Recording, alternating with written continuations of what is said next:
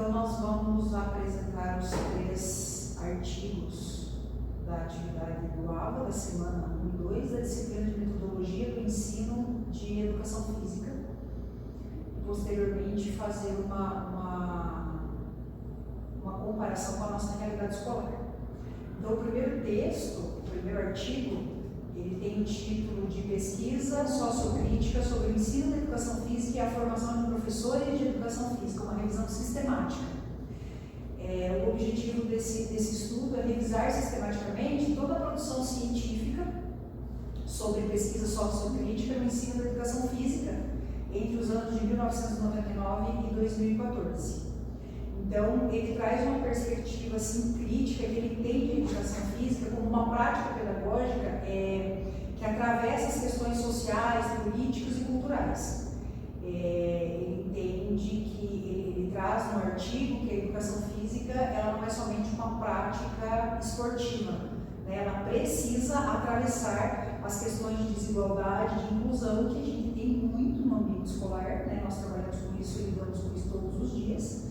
Então, ele defende que a educação física passa por isso e que a formação de professores deve considerar essa questão, porque muitas vezes dentro do ambiente universitário não existe essa consideração.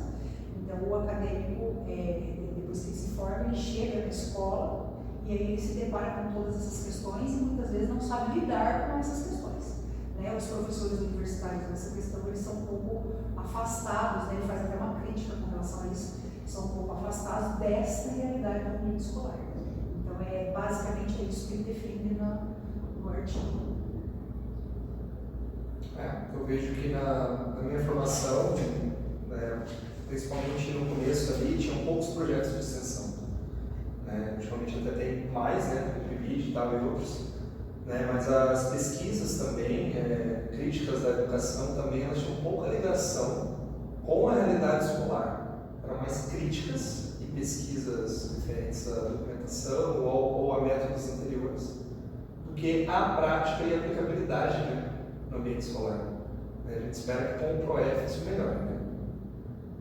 Sim, e esse artigo ele analisou 23 estudos, principalmente na Austrália, Nova Zelândia, Espanha e Estados Unidos, e a gente percebe que a realidade lá não é diferente daqui. Não é? Né? Muito próximas, as realidades são muito próximas nessa questão.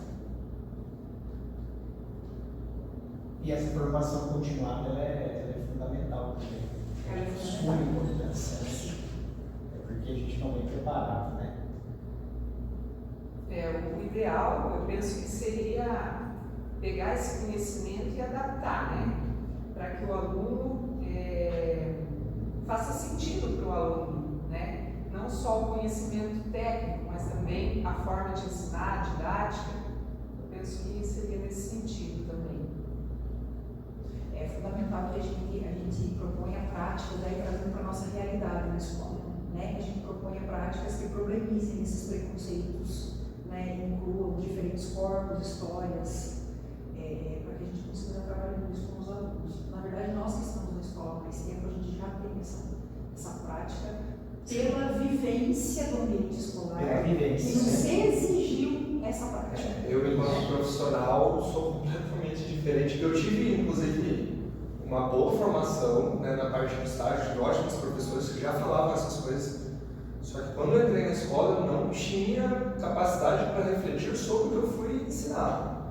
Anos e anos após, que daí a gente vê que aqui no mestrado a gente vem estudando, faz sentido, são as mesmas coisas que a gente já vem estudando, só que com a experiência você consegue enxergar de uma maneira diferente. A visão muda, né? Com certeza, a visão muda. E a importância que você dá para essas discussões. A forma de reflexão da gente é totalmente diferente, com a experiência. Sim. E é exatamente sobre isso que ele fala, né? De não reproduzir somente conteúdos esportivos tradicionais, né? Mas estar colocando no contexto toda essa situação.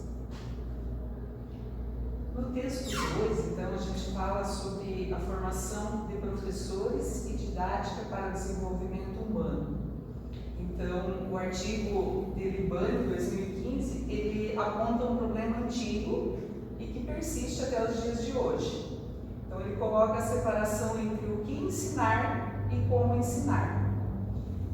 ele coloca então que os cursos de pedagogia formam para atuar nos anos iniciais, porém os conteúdos não são aprofundados.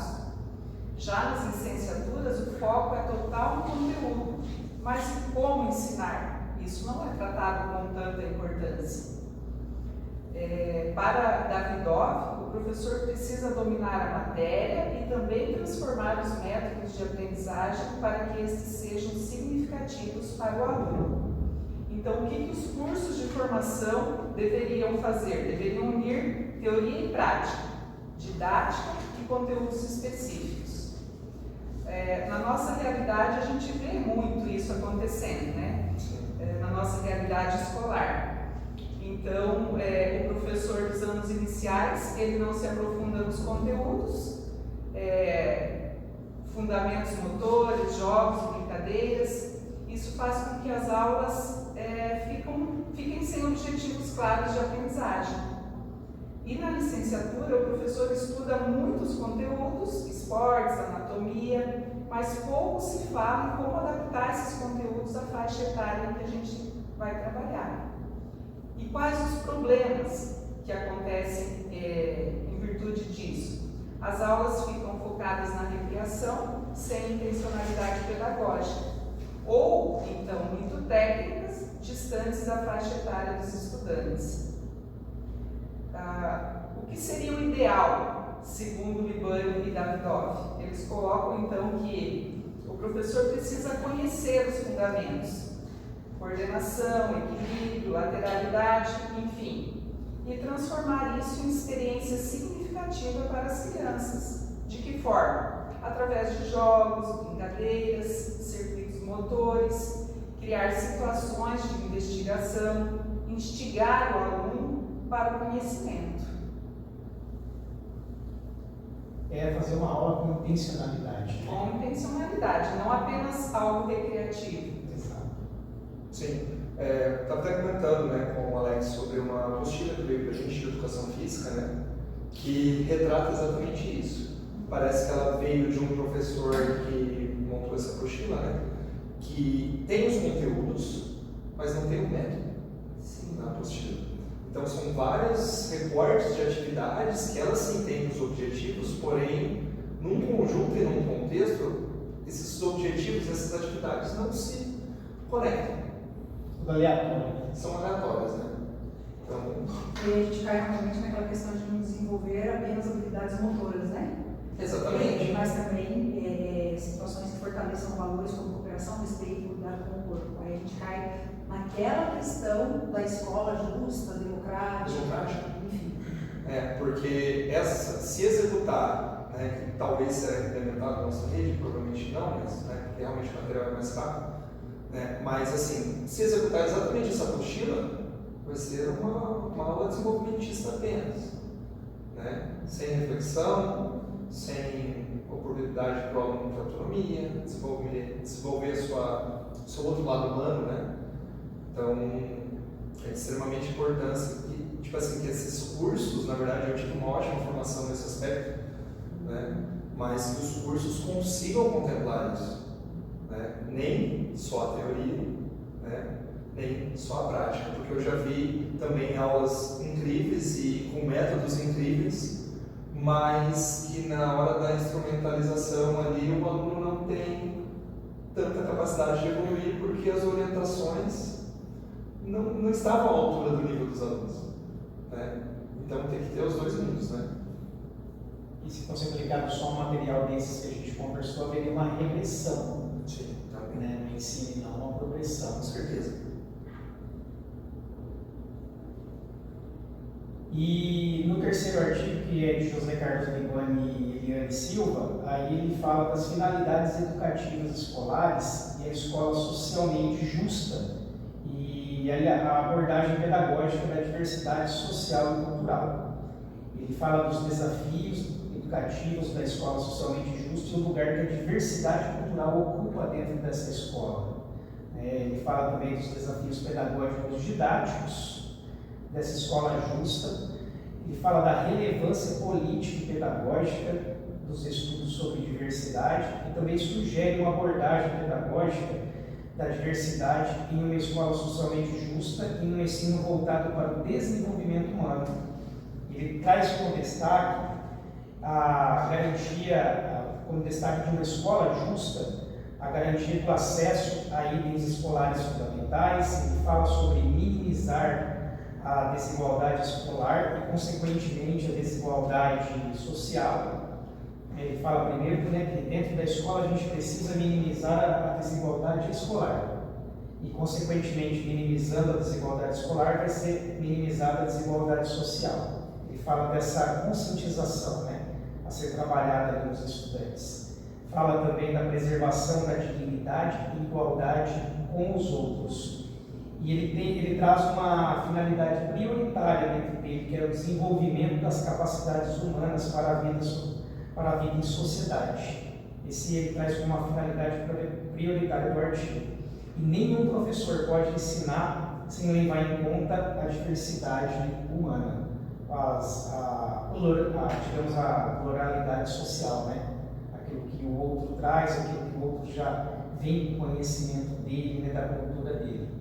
O professor tem que buscar conhecer o outro, conhecer cada um na sua individualidade, para tentar contextualizar toda essa junção de vários conhecimentos, várias culturas, várias opiniões, né, que cada um traz consigo.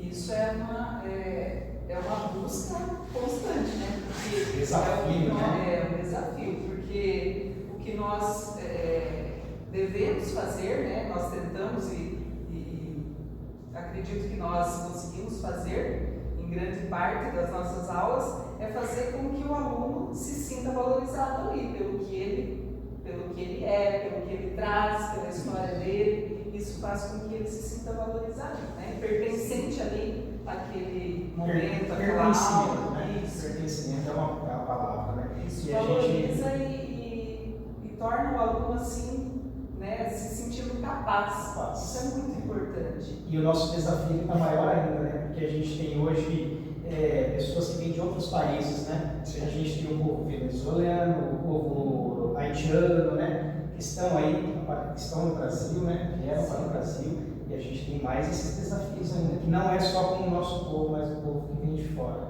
De acolhimento. Acolhimento. E é importante que isso tudo comece lá na formação, né? E a gente vê que não é só aqui no Brasil que existe essa preocupação com essa formação crítica da sociedade, né? E se você não conseguir ter uma boa leitura, né, nessa formação, você não conseguir identificar esses problemas da educação física, para aí sim chegar preparado na escola, você vai ter um choque muito grande. Né? Então, aí a gente vê que professores que ignoram simplesmente esses problemas, né? Daí a aula acaba não sendo humana, igual a Alessandra falou, né? E já tem professores também que daí dão um foco extremamente enviesado para essa criticidade, né? Porém, falta também o conteúdo que é próprio da educação física. Que gerar um equilíbrio ali dentro. Sim, né? Com certeza, porque para garantir a democracia você tem que também ofertar o conhecimento. Né? E aí sim você oportuniza uma criança de diferentes faixas sociais, né? Que ela possa ter as mesmas condições que os outros. Né? E oportunidades. Sim, oportunidades. Então, falando de uma forma resumida sobre os textos, eles convergem para uma concepção da educação e da educação física comprometida com uma formação integral. O texto 1, ele provoca um olhar crítico. O 2 enfatiza a didática como meio para o desenvolvimento humano. E o 3 reforça a missão da escola na construção de uma sociedade mais justa e inclusiva. Né? E na nossa, trazendo para a nossa realidade aqui, né, que é o que a atividade pede, isso ganha a materialidade, né, o que gera a necessidade de ressignificar a nossa prática docente. Né, para além de um conteúdo esportivo tradicional, ou seja, para uma escola que não somente ensina, mas transforma. Exato.